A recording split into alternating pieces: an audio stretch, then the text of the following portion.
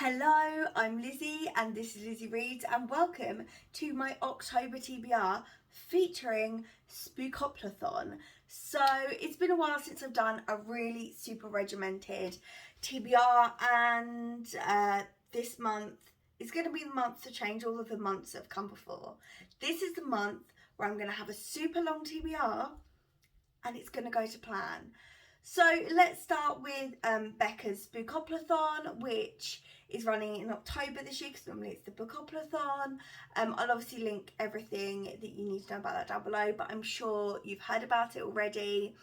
And that is based on the Becca's Bookopoly board to find reading prompts. Now, I've decided this month to go through and do 10 roles. Because I have very ambitious plans to read 31 books in October. There aren't going to be 31 books on this TBR because I'm trying to be fairly flexible and talk about some of the things that I'm interested in reading and what's going on, and I may even do a mid-month check-in, see how we get on. And I'm not going to read all of the books in this video in the first sort of chunk of the month. I'm just going to take it easy but also pile on loads of pressure. Is that possible? Is it worth it? I don't know. I'm just having fun with it. I'm in a real headspace where I think I can get my reading mojo back, and I'm going to try and commit to it. So first of all, I did 10 roles earlier, and I will pop the clips in here and then come back to you to talk about each book that we're reading. So we've got the cutest little bee, and let's get started. First role is 6.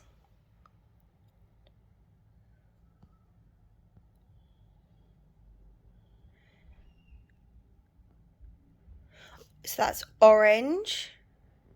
First roll complete, and I have orange on the cover for my first book. Now I've decided to go for, but it is Iron Widow by Kieran J. Zhao, and this is a book that I got in an Illumicrate box. I want to say nearing on 2 years ago when I first got my first Illumicrate box, and I literally have no idea what it's about. But I know that everyone who had the Illumicrate box and read it at the time really loved it, and I just never read it. And I've got like it's got a very orangey tone. It's like a red, yellow. I'd say this has got orange. It could be red, but it also could be orange. It's got orangey red. Look, who cares? Hopefully the Bookoplathon police aren't going to come get me for this one, but I'm saying it's orange. Part of the reason I chose this is because I have a plan. I'm striving in this month to try and knock off quite a few books from my special edition shelf. This is where all my special edition books go. There's currently 18 books on there. I don't always get a book from each box every month, and the Afterlight books go down here. They usually get read fairly quickly. So we're looking at I'm about a year behind, and that's not including the boxes that I've skipped, the boxes that I've read, the boxes that I've sold because they got here and I realised they weren't really for me. Yeah, so I'm really trying to tackle some special editions this month, and there's probably going to be a reading vlog of it. I really do not have any idea what this is about, but we're going to roll with it, and I bet I'm going to love it. Oh, balls. It's not started well. 8.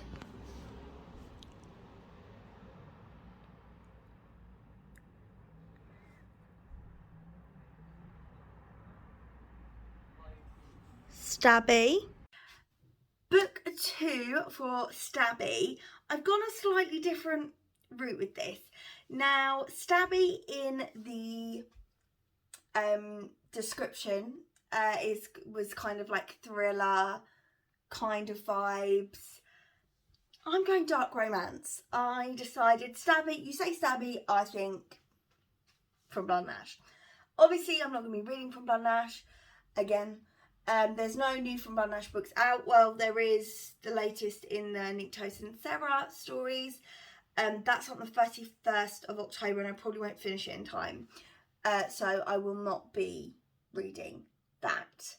So I've decided to go for There Are No Saints by Sophie Lark, which I believe is about 2 serial killers. And I've heard a lot of buzz about Sophie Lark, and I know a few people who really love these books. Yeah, I think it'll be a good one to choose. And we'll see how we go. 8 again. 8 brings us all the way round to Chance. So for book 3, we have Chance. Now, instead of doing chance cards and writing books down, I'm basically using this shelf I mentioned as a full list of chance cards. So what I'm trying to do is I'm just going to get a random number generator now and get a number for one of these books, and then that will be one of the ones to add to my special edition attempt to read. So I've got 17 books on there. Right, we have 17. It's currently showing 2. Obviously this reflection isn't great. My iPad is filthy. Let's generate 5. What's book 5? 1, 2, 3, 4, 5. Oh, interesting, one of my newest ones. Not sure that was the point, but one that really captured me by the cover. So, Forged by Blood by Igbo Oko-san is looks absolutely stunning. The colours on this is incredible. I love the sprayed edge. I want to love this just because I think this book looks stunning. And look at that under the dust jacket. Absolutely incredible. It is very Loot exclusive, and I believe it is about a young woman who can do blood magic, and she just wants to like escape the current living situation which she's in, and the genocide that her people are currently suffering. And also she gets a chance to do this by kidnapping a prince. So that sounds really interesting and really promising. I'm really glad this one come up because we've got one of my oldest and one of my newest special editions. So 8 again, 3 times in a row. That's really weird. That takes us all the way along to Becca Wreck. Now, roll number 4, I got Becca Wreck. And I was thinking, can I look and see if Becca's read any of these and rated it 4 or 5 stars, or had a look at other books, or seen what ones that I know. And then I was looking at the books on my TBR and I just thought, fuck it. Let's just read House of Earth and Blood, because we know Becca loves Sarah J Maas. I really enjoyed reading Hawthorne and Roses earlier this year. I was going to read Throne of Glass next, but I don't have the books. And I'm not in the mood, whereas I do have House of Earth and Blood, and I may as well just read it, because look at how much space. It was right here, you can see the gap. Creates so much space. This book isn't, The Witcher isn't doing its job, but I thought it would be a good one, and I thought I could make a little vlog out of that. I do love a spoilery vlog, and I think I'll probably really enjoy it. It's bloody chunky though, so we'll see. 4. 1, 2, 3, 4. Michael Myers. And roll number 5 was Michael Myers, and because Michael Myers keeps coming back, read a sequel. Now, if I end up reading House of Earth and Blood first and really loving it, then this may change. However, as it currently stands, the plan I've got is to read Inkspell, which is equally as chunky, but is a kid's book.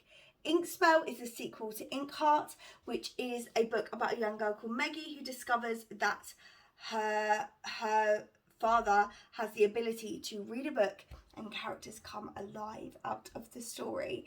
And this has caused a lot of problems, because it turns out that there are some characters on the loose that her father read aloud many, many years ago, and they want his abilities to use them for nefarious purposes.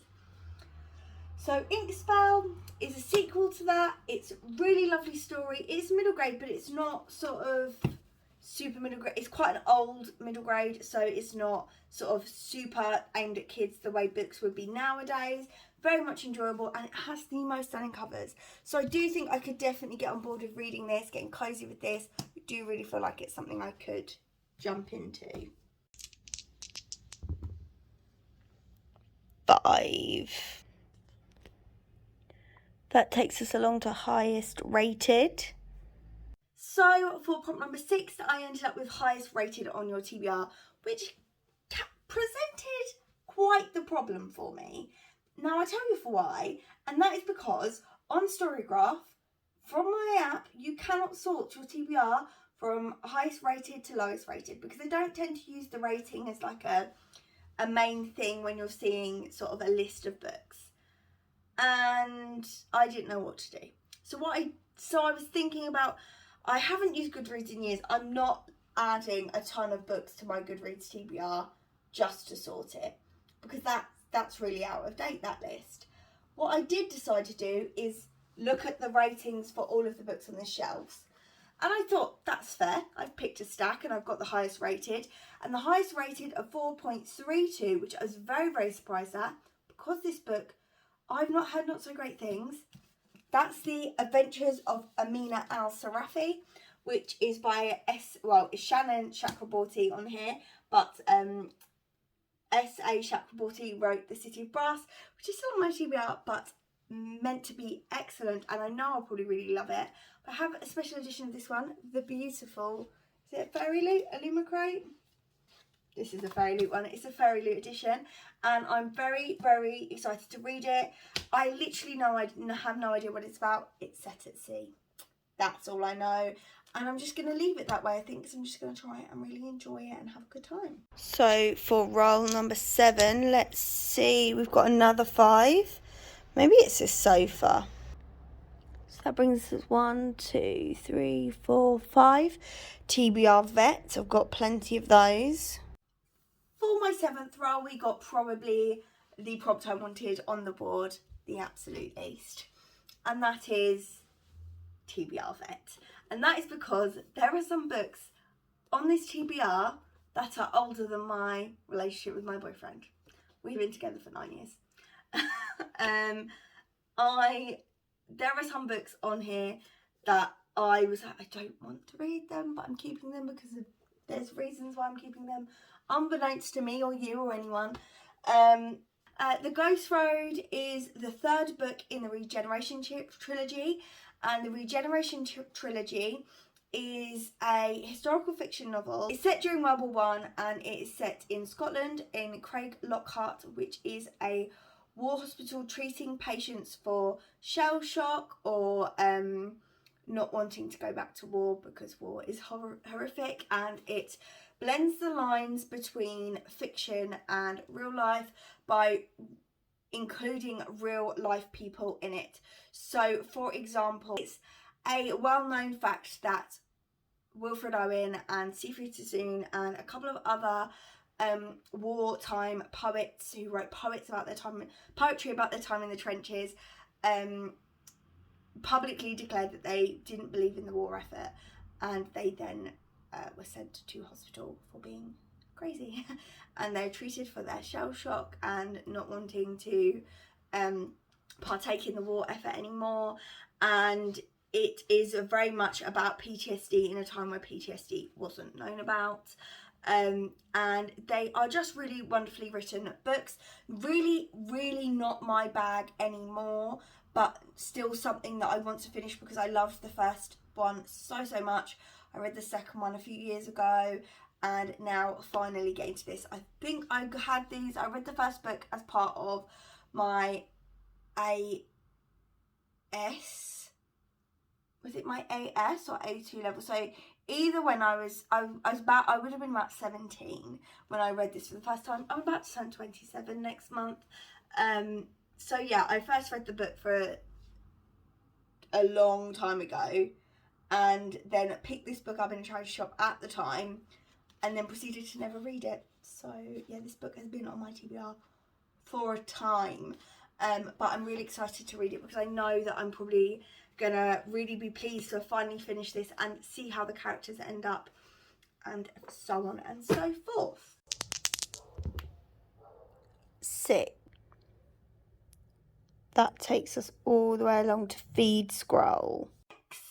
Next I landed on Feed Scroll. Now Feed Scroll, wasn't sure how that was going to work out for me, because when I first looked on my Instagram, I had 0 books on there. It was a lot of Taylor Swift, fashion, reels about coffee, things like that.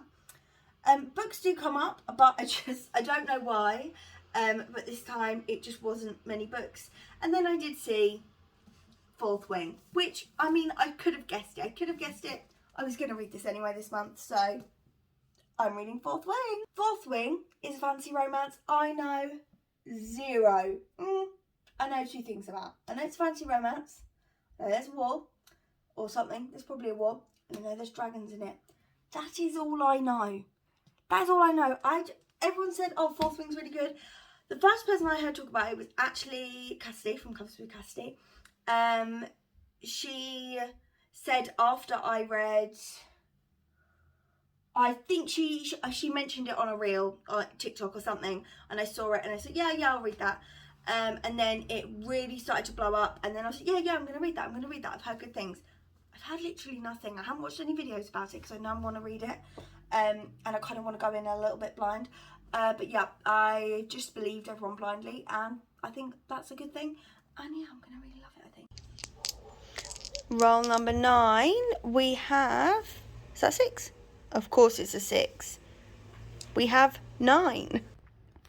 9 takes us all the way along to Daphne du Maurier. Number 9 is one I was very pleased to have landed on, and that was Daphne du Maurier. I love Daphne du Maurier. Rebecca is one of my favourite books of all time. As Becca said, it is such an atmospheric, beautiful read, and I considered rereading it. I really did, and I still may change my mind. But I decided, no, I'm going to read something new. I'm going to knock something off my TBR. I thought about reading another Daphne du Maurier book. I've only read Rebecca and Jamaica Inn. I wanted to read Frenchman's Creek or The Birds, but I wasn't 100% sure. And also, or My Cousin Rachel, they're also good. They're also interesting. I think I'm going to really love them, and I think they'd be perfect for atmospheric spooky season. However, in an effort to not buy more books, I decided to look on the shelves of something I have. And we've landed with another historical fiction novel by one of my favourite authors of all time, which I never talk about on this channel because historical fiction isn't something I'm drawn to anymore, but I know when I start reading this, I'm going to love it. And that is Affinity by Sarah Waters. Sarah Waters writes the most beautiful sapphic historical fiction stories. One of my favourite books of all time is The Night Watch, which I also read whilst at college. I read it for my English Lit thing. Sarah Waters is an excellent writer, and this is the last book by Sarah Waters that I have yet to read. And the reason I've been putting it off is because it is the last one, and I'm very scared about reading it because I don't want to then have no more Sarah Waters books to read. Because I know no matter what happens, I'm always going to love a Sarah Waters book. Every book I have read by her, I have given 5 stars. I love them all.